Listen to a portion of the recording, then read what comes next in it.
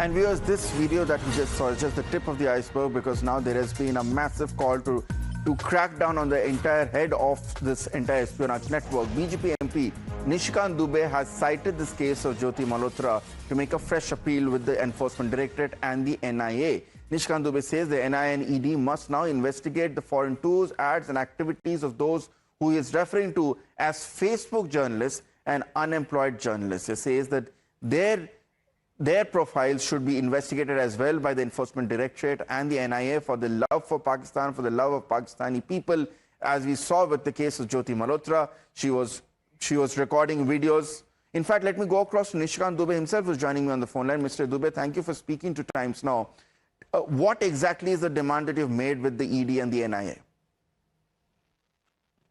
देखिए, सबसे पहले तो मैं अपने स्टेटमेंट के बारे में बता दूं कि जो सोशल मीडिया के जो प्लेटफॉर्म्स हैं वो जैसा जिस कानून से रेगुलेट हो रहे हैं उसी कानून से रेगुलेट हो रहे हैं, उनके ऊपर मेरा कोई भी प्रकार का किसी प्रकार का कमेंट नहीं। मेरा कमेंट बड़ा सिंपल है कि आज हम एक विकसित देश होने के कगार पर हैं और जो दूसरी समस्या है आतंकवाद से हम जूझ रहे हैं और देश अभी ऑपरेशन सिंदूर अभी हमने खत्म नहीं किया है। पहलगांव की घटना के बाद पूरा देश जो है उद्वेलित है। तो चाहे वो पत्रकार हों, चाहे सोशल मीडिया इन्फ्लुएंसर हों, चाहे वो एक्स प्लेटफॉर्म पर इन्फ्लुएंस करते हों, चाहे यूट्यूब पर अपना न्यूज चैनल बनाते हों, चाहे बेरोजगार पत्रकार कोई दूसरा रास्ता अपनाते हों, उनको भी पहले देश के नागरिक होने के नाते भारत की सेना के प्रति, भारत देश के प्रति पीछे खड़ा होना है। आपका चैनल है टाइम्स नाउ, वो कोई न्यूज यदि चलाएगा तो उस न्यूज को चलाने के लिए उसके एक रेगुलेशन बने हुए हैं जो भारत सरकार को लाइसेंस के समय रेगुलेशन दिए। इतना पैसा खर्च करते हैं, रेगुलेट करते हैं और इस कारण से लोगों का चैनल के प्रति, डिजिटल मीडिया के प्रति और जो हमारा प्रिंट मीडिया है उसके प्रति एक आकर्षण होता है या उनका होता है कि यदि अखबार में छपा है तो ये सही छपा होगा। लेकिन ये जितने एक्स पर चलाने वाले हैं वो किसी के बारे में गाली शुरू करेंगे, गलौज शुरू करेंगे। यूट्यूबर जो है किसी दूसरे देश का एजेंडा लागू करेंगे। अभी पाकिस्तान के साथ युद्ध होने के समय भी अभी युद्ध खत्म नहीं हुआ, इसलिए मैं ये बातें कह रहा जी। पूरा देश जो है वो सेना के पीछे है।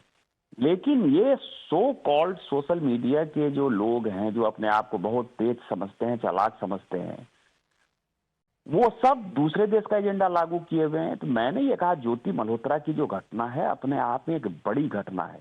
बिल्कुल कि जो इस तरह के इन्फ्लुएंसर हैं वो विदेशी ताकतों के साथ मिलकर हमारे इंफॉर्मेशन को बाहर भेजते हैं, हमारे नैरेटिव को जो है वो चेंज करने की कोशिश करते हैं, हमारी सरकार और सेना के प्रति जो है वो माहौल खराब करने की कोशिश करते हैं।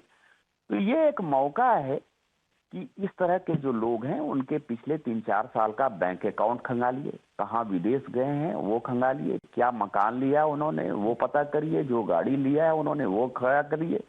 आप जैसे पत्रकार जो मान लीजिए कि मेन चैनल में काम करते हैं उनको जोरबाग और गोल्फ लिंक्स में मकान बनाने में जो है कितने साल लगेंगे मुझे नहीं पता, क्योंकि जो ईमानदार पत्रकार हैं, जो चैनल के साथ पत्रकार हैं, जो प्रिंट मीडिया के साथ पत्रकार हैं, वो आज भी बड़ी ईमानदारी के साथ काम कर रहे हैं। लेकिन ये लोग जैसे ही बेरोजगार होते हैं वैसे ही इनके पास जोरबाग में मकान है, इनके पास गोल्फ लिंक्स में मकान है, इनके पास मर्सिडीज गाड़ी है। हम समझते हैं आप जो कह रहे दुबे, मिस्टर दुबे, बहुत बहुत धन्यवाद for joining us on Times Now and your point has been taken. What's being seen with Jyoti Malhotra is just the tip of the iceberg, and what Nishikant Dubey is saying is that more such people who are not affiliated to any media outlet, who are not bound by the checks and balances of any regulatory framework, but continue to peddle an agenda that is favorable to Pakistan, need to be investigated as well. Well, the multiple revelations coming in from this entire Jyoti Malhotra saga continues to be the top focus on us on Times Now. But for now, it's time for a short commercial. More news and updates continue. Stay tuned.